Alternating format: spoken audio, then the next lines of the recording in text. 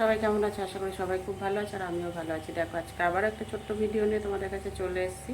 আর ভিডিওটা দেখো। আর খুব সহজ পদ্ধতিতে রান্না করব। পার্শে মাছ রান্না করব। পার্শে মাছ হচ্ছে সর্ষে বাটা করব। আর সর্ষে বাটার মধ্যে আর কী দেবো সেটা চলো চটপট দেখো না। আর এইভাবে একবার হলেও রান্না করে খেয়ে দেখো। আশা করি তোমাদের সবার ভালো লাগবে। আর হ্যাঁ, পুরো ভিডিওটা কিন্তু দেখো। এটা আমি বলছি না, ইউটিউব যদি তুমি দেখো সেই ইউটিউবই তোমাকে সাজেস্ট করবে, তোমার সামনে ভিডিওটা নিয়ে যাবে। বা তুমি ফেসবুকে দেখো না কেন আমার ভিডিও, সেটা ফেসবুকে তোমাকে সাজেস্ট করছে, মানে তোমাকে দেখতে বলছে ভিডিওটা। আর পুরো পুরো ভিডিওটা দেখার একটাই মাত্র উদ্দেশ্য, তোমার রিচ এঙ্গেজমেন্ট বাড়বে, ফলোয়ার বাড়বে, ঠিক আছে?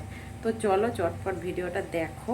আর কীভাবে সহজ পদ্ধতিতে খুব তাড়াতাড়ি রান্না করছি ভালো একটা টেস্টি খাবার, বাড়িতে রোজকার খাবার, সেটা দেখতে পারো। ভালো লাগলে ভিডিওটা লাইক কমেন্ট শেয়ার করে দিও।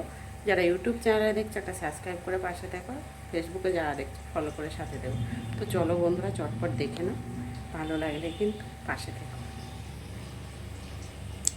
এখানে দেখো বেশ কয়েকটা আমি পার্শে মাছ নিয়ে নিয়েছি, ভালো করে ধুয়ে পরিষ্কার করে নিয়ে কানকোফ তেল কোটা টোটা বাড়িতেই কেটে নেওয়া হয়েছে। এটা কেটে নিয়ে সবার প্রথমে দেখো এতে দেবো স্বাদ মতন নুন, সামান্য একটু লঙ্কার গুঁড়ো, এই হলুদ দিলাম, লঙ্কার গুঁড়ো দিলাম, নুন দিয়ে দিচ্ছি। পার্শে মাছ কিন্তু অনেকে অনেকভাবে রান্না করে খাও, শুধু সর্ষে দিয়েও রান্না করে খায় অনেকে, দেখেছি। একটু কাঁচা সর্ষের তেল দিয়ে দিলাম। আমি দেখো এতে মশলাটা পেস্ট করেছি।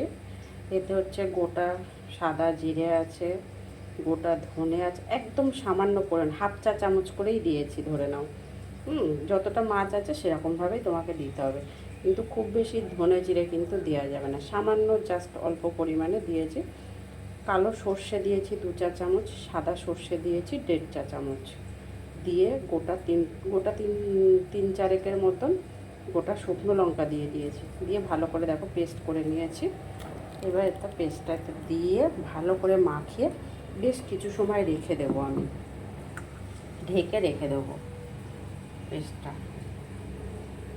তো চলো ভালো করে মাখিয়ে নিই, যেহেতু ক্যামেরাটা আমি হাত দিয়ে ধরে আছি, তো ওই জন্য এক হাতে তো ওরমভাবে মাখানো যায় না, এক হাতে গামলাটা ধরবো, ধরে এক হাতে মাখাবো। তো চলো মাখিয়ে নিয়ে আমি আবারও ফিরে আসবো কড়াই দেওয়ার আগে, ঠিক আছে? কিন্তু এটা আমি মোটামুটি 20 থেকে 25 মিনিট ঢেকে রেখে দিয়ে তারপরে রান্নায় যাব। তো চলো চটপট করে নিই।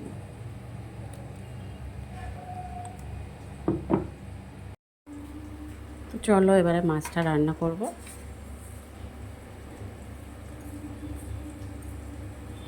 খুব বেশি কালো জিরে দিলাম না, সামান্য কালো জিরে ফোড়নে দিলাম।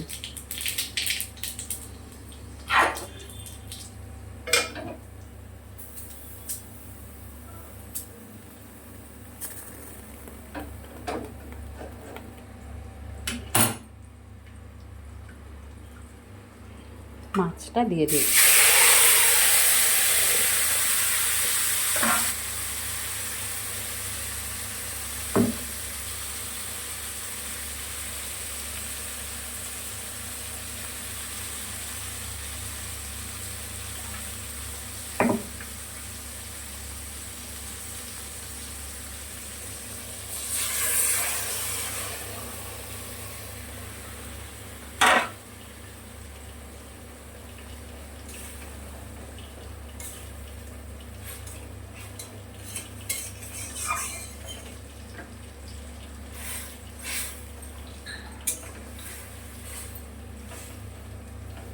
এর যে একটা সুন্দর স্মেল, মানে এত সুন্দর একটা গন্ধ এখনই বেরিয়ে যাবে, মানে মাছটা যখন তুমি কড়াই দেবে না তখনই একটা সুন্দর গন্ধ বেরোবে, দারুণ একটা টেস্টের গন্ধ।